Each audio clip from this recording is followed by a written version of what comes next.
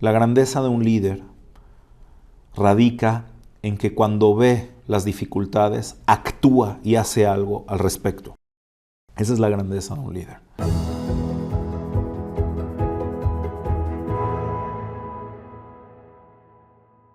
Hola a todos, ¿cómo están? Estamos muy felices de poder retomar estos videos después de unos días de duelo. En paz descanse por mi mamá, que falleció. Así es que esperemos que estas palabras y todas las clases que estaremos dando durante este año sean en su memoria para elevar su alma. Hoy vamos a hablar acerca de la grandeza de Moshe Rabenu. ¿Quién fue Moisés? ¿Por qué Moisés es tan importante en la historia? ¿Y por qué logró lo que logró? Comenzamos.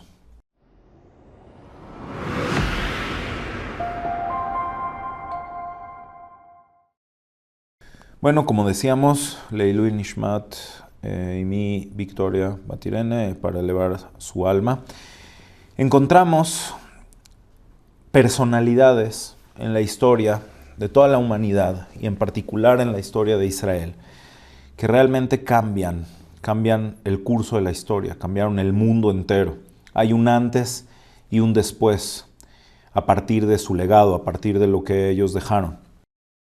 Y quizás estamos acostumbrados a pensar en Moshe Rabenu, el redentor de Israel, el que se confronta al faraón en contra de todas las posibilidades, junto con su hermano Aarón, y sacan al pueblo de Israel de la esclavitud en Egipto. Estamos acostumbrados a pensar en el Moshe Rabenu, en el Moisés, que recibe los 10 mandamientos, que recibe las tablas de la ley en el monte de Sinai.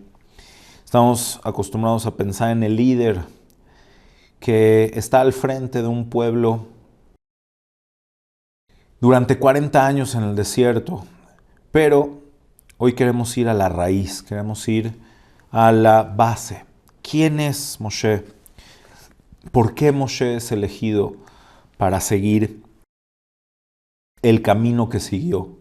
¿Y por qué a él específicamente le habla el creador del universo para ser el redentor de Israel? Vamos a descubrirlo. Primero, vamos a hablar acerca del propio nacimiento de Moshe. Moshe nace, evidentemente, como lo relata la Torá, en medio del decreto faraónico que decía Kol haben hayilod hayora tashlihuhu vechol habat tehayun. Todo hijo varón que nazca será arrojado al Yeor, al río, al Nilo, y a toda mujer que nazca la dejarán viva. En este contexto es que nace Moshe. Moshe es salvado por las parteras del pueblo de Israel, cuyo nombre, de acuerdo a la Torá, eran Shifra y Puá, y de acuerdo a los Midrashim, Shifra y Puá son sobrenombres o apodos de Yocheved y Miriam.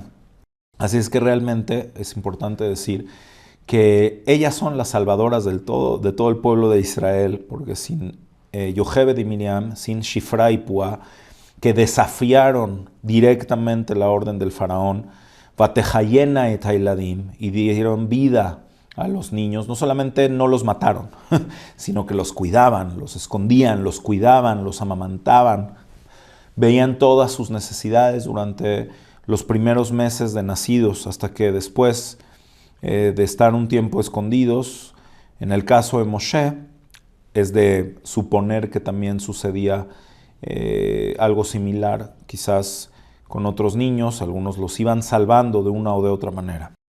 Moshe se llama Moshe, aunque su nombre original no era este. Moshe, en hebreo, es un nombre cuya etimología es egipcia, aunque tiene una explicación hebrea, Kiminamai Meshitihu, porque fue extraído de las aguas, por eso se llama Moshe. También encontramos que el nombre Moshe es etimológicamente concordante con nombres de la época egipcia. De acuerdo a nuestros sabios, el nombre original que se le puso a Moshe era Tubiá. Tubiá es algo así como el bien otorgado por Dios, el bien otorgado por Hashem, por Yah. Pero el nombre que conserva y el nombre con el que se conoce en toda la literatura hebrea es el nombre que le puso su salvadora, que era ni más ni menos que la hija del faraón, Bat Paró. Entonces aquí vemos la grandeza que Moshe nace alrededor de un contexto de sensibilidad y de bondad. Bondad, incluso que esta bondad implicaba riesgo para la vida de las personas que lo salvaron. La hija del faraón tampoco debe haber tenido nada fácil la tarea de adoptar a un niño de la nada. Y es importante también aquí explicar que Moshe siempre supo quién era. Moshe siempre supo quién eran sus padres biológicos y Moshe siempre supo la historia de su pueblo. No hubo una sorpresa tardía, como se entiende de algunas interpretaciones, tanto en literatura como en cine, donde de repente se hace pensar que Moshe descubre de la nada sus raíces. No es así. De acuerdo a la explicación de nuestros sabios, Moshe siempre supo quién era. Pero no nada más esto, sino la grandeza de Moshe está en que aprendió la sensibilidad y la bondad, las mismas que le dieron la vida y las mismas que lo salvaron de haber sido asesinado al nacer. Las aplicó con la gente que estaba a su alrededor. La grandeza de Moshe era que era una persona que veía el sufrimiento ajeno y no se hacía a un lado. La grandeza de un líder radica en que cuando ve las dificultades, actúa y hace algo al respecto. Esa es la grandeza de un líder. Esa es la grandeza de Moshe. Cuando Moshe veía las injusticias que se hacían con su pueblo de origen, no estaba tranquilo. Él salía a ver y a sentir el sufrimiento de su pueblo. Y cuando se encontró ante una de las grandes injusticias, que era uno de los capataces que estaba golpeando, que estaba matando a uno de sus hermanos, él reaccionó salvándole la vida y tuvo que tomar la vida del egipcio que estaba por matar a un hebreo. Sin ampliar demasiado en los detalles, esto causó que Moshe fuera exiliado de Egipto. Y al haber sido exiliado, cualquier persona podría haber pensado que qué injusto es Dios. Qué injusto es Dios que encima que yo estoy ayudando a alguien que está en opresión y en desgracia, en lugar de que las cosas sean para bien, se hacen para mal. Pues no, Moshe no pensó así. Moshe fue al desierto, a la tierra de Midian, que geográficamente no es donde la mayoría de la gente piensa que es Midian. Pero cuando llega a Midian, lo primero con lo que se encuentra es con un grupo de mujeres pastoras, que seguramente para que ellas tuvieran que llevar el rebaño, en aquellas épocas esto era algo no común, es porque había alguna situación sui generis en la familia. Un grupo de mujeres que estaban siendo molestadas por los hombres, por los pastores, quienes les impedían tomar agua del pozo para abrevar a su rebaño. Moshe actúa al respecto. Moshe no se queda a un lado. Moshe no es indiferente. Moshe hace algo y la salva. Las mujeres van a casa de su padre, Reuel, Yitro, se le llama de varios nombres. Y de acuerdo a nuestra tradición rabínica, había sido el sacerdote de Midian, pero ya no era, porque había abandonado la idolatría, había abandonado el politeísmo, y en ese momento había sido también relegado de su puesto, de su grandeza, y justamente por eso sus hijas estaban siendo oprimidas. Entonces él le dice a sus hijas, ve a yo, ¿dónde está este hombre, este egipcio? Como les dijeron ellas a su padre, Ish Mitzri, Itzilanu Miyada Roim, un hombre egipcio nos salvó de los pastores, lo cual denota que en ese momento Moshe acababa de llegar de su travesía por el desierto, todavía con un aspecto egipcio totalmente.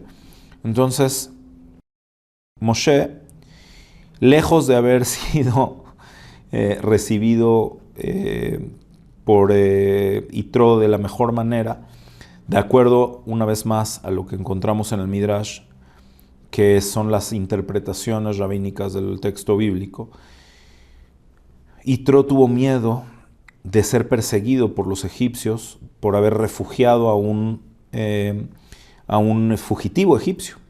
Y entonces su primera reacción fue encarcelar a Moshe. Y era Tzipora, quien eventualmente se convertiría en su esposa, quien le llevaba la comida, quien le llevaba el agua. Y esto poco a poco hizo que eventualmente Yitro dejara libre a Moshe. Y sí, se casó con Tzipora. Pero Tzipora fue aquella que ayudó a Moshe, aun cuando su padre había decidido encarcelarlo por miedo a ser perseguido por los egipcios. Esto entre paréntesis. La vida de Moshe es así. La vida de Moshe son resultados contrarios a lo que parecería que debería de ser. Pero sobre todo, el momento en el que Moshe obtiene la revelación divina es el momento en el que, de acuerdo a nuestros sabios en el Midrash, Moshe está pastando con el rebaño de su suegro y una de las ovejas se pierde, una de las ovejas falta. Moshe va y la busca y cuando la encuentra en un arroyo tomando agua, abrevando.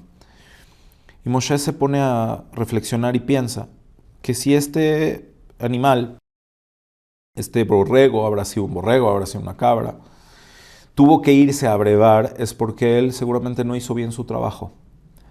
Entonces le pide perdón y la lleva cargando a la ovejita en el camino de regreso. Tal era la sensibilidad de Moshe.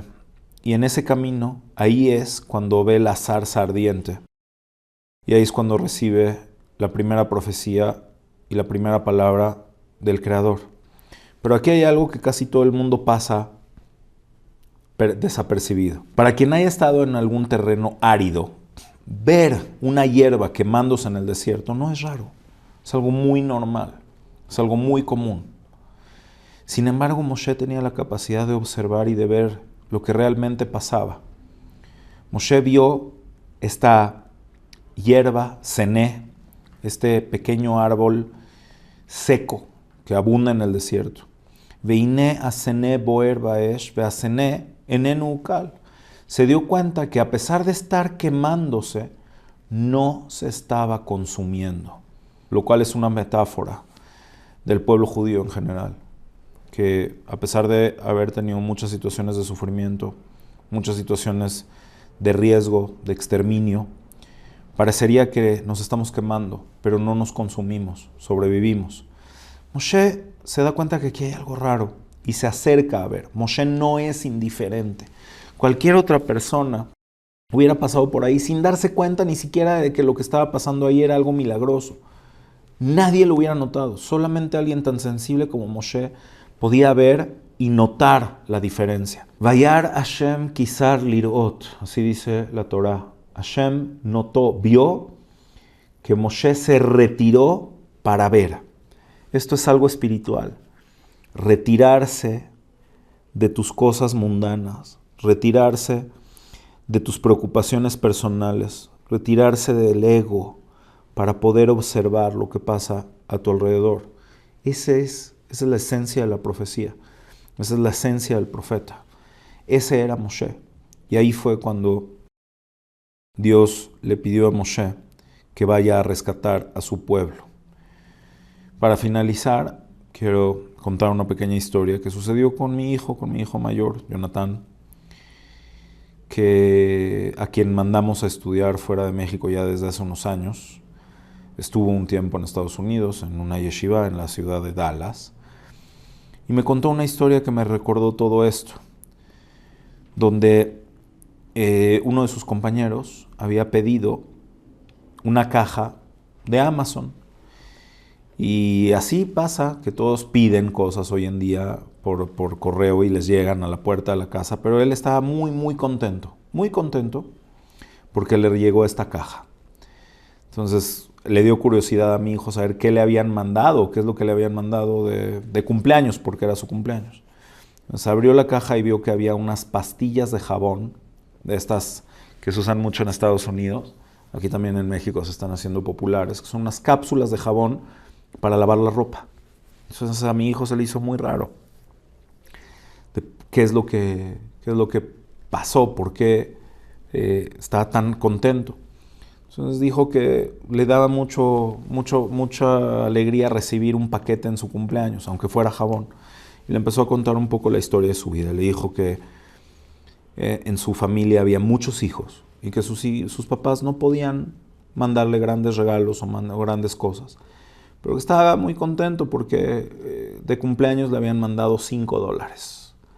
Mandaron $5 de cumpleaños para celebrar.